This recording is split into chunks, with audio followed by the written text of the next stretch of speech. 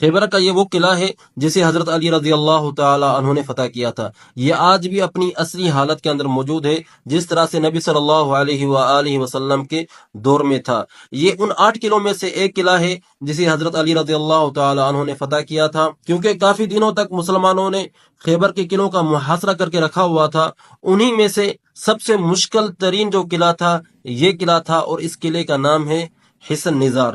یہ سب سے مشکل ترین قلعہ تھا۔ یہ آپ دیکھ سکتے ہیں کہ ایک پہاڑ کی چوٹی کے اوپر ہے، تو مسلمان نیچے تھے تو یہودی اوپر سے پتھر پھینکا کرتے تھے، تیر اور نیزے پھینکا کرتے تھے، اس وجہ سے کافی مشکل پیش آ رہی تھی اس قلعے کو فتح کرنے کے لیے۔ تو حضرت علی رضی اللہ تعالی عنہ کی قیادت میں اس قلعے کو فتح کیا گیا۔ جب یہ قلعہ فتح ہوا، باقی تمام قلعے آرام سے فتح ہو گئے بغیر لڑائی کے۔ اور اس قلعے کے ارد گرد آج بھی باغ موجود ہیں کھجوروں کے، جس طرح سے نبی صلی اللہ علیہ وآلہ وسلم کے دور میں موجود تھے، اور یہ باغ آج بھی موجود ہیں بالکل اپنی اصلی حالت کے اندر۔ اور اس باغ کے اندر آج بھی چشمے جاری ہیں، جس طرح سے نبی صلی اللہ علیہ وآلہ وسلم کے دور میں چشمے جاری ہوا کرتے تھے۔ یہ جو پانی آپ دیکھ رہے ہیں یہ چشمے کا پانی ہے۔ یہ دیواریں، یہ پتھر، یہ راستے اسی دور سے چلتے ہوئے آ رہے ہیں۔ خیبر کے اندر تقریباً 300 کے قریب چشمے تھے، جس میں سے ابھی تک 70 چشمے جاری ہیں، چل رہے ہیں، جن کے اندر پانی موجود ہے۔ یہ جو چشمہ آپ دیکھ رہے ہیں یہ بھی اسی دور سے چلتا ہوا آ رہا ہے، یعنی کہ نبی صلی اللہ علیہ وآلہ وسلم کے دور سے چلتا ہوا آ رہا ہے یہ چشمہ۔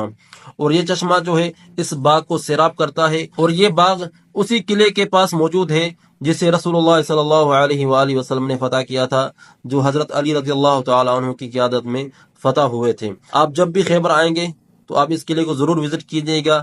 یہ وزٹرز کے لیے قلعہ مفتوح ہے، کھلا ہوا ہے، تو آپ یہاں پر دیکھ سکتے ہیں۔ بلکہ آپ یہاں سے جب گزریں گے تو آپ کو محسوس ہوگا بالکل وہ نبی صلی اللہ علیہ وآلہ وسلم کا جس طرح سے زمانہ تھا، اسی دور کی دیواریں، اسی دور کے پتھر، اسی دور کی گلیاں، آپ کو محسوس ہوگا کہ آپ صلی اللہ علیہ وسلم کا زمانہ کس طرح سے تھا، آپ صلی اللہ علیہ وآلہ وسلم کے دور میں کس طرح سے یہ ایریا تھا۔ اس باغ کو، اس پورے ایریے کو آباد کیا تھا یہودیوں نے، تو آج بھی یہ مسلمانوں کے انڈر میں ہے الحمدللہ۔ اور آج بھی ان باغات کے اندر کھجوریں اگتی ہیں، پانی کے جو ہے چشمے جاری ہیں۔ جب بھی آپ آئیں گے یہاں پر وزٹ کرنے تو آپ کو بہت ہی مزہ آئے گا۔ آپ بالکل محسوس کر سکیں گے کہ آپ اسی زمانے میں گھوم رہے ہیں جو دور نبی صلی اللہ علیہ وآلہ وسلم کا تھا۔ مختصراً میں آپ کو جنگ خیبر کے بارے میں کچھ بتاتا ہوا چلوں۔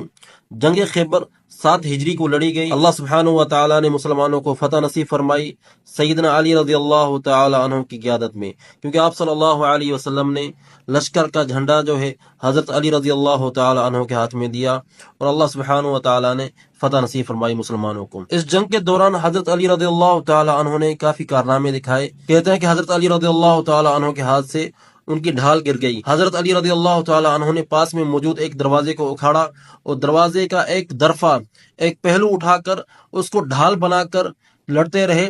راوی کہتے ہیں کہ بعد میں ہم نے اس دروازے کو اٹھانے کی کوشش کی، 8 لوگوں نے مل کر اٹھانے کی کوشش کی، لیکن وہ دروازہ نہیں اٹھا سکے۔ اتنی جان اور طاقت تھی حضرت علی رضی اللہ تعالی عنہ میں۔ حضرت علی رضی اللہ تعالی عنہ نے لشکر کی قیادت کرتے ہوئے جب قلعوں کو فتح کرنا شروع کیا تو سامنے یہودی مرحب آیا اور اشعار پڑھتا ہوا آیا اور کہا کہ وہ میں مرحب ہوں جو میں 1000 لوگوں سے مقابلہ کر جاتا ہوں۔ تو حضرت علی رضی اللہ تعالی عنہ نے ان کے جواب میں کچھ اشعار کہے ہیں جو میں آپ کو سنانا چاہوں گا۔ حضرت علی رضی اللہ تعالی عنہ نے فرمایا: انا الذی سمتنی امی حیدرا کلیث غابات کریہ المنظرا اوفیہم بالساع کیل سندرا۔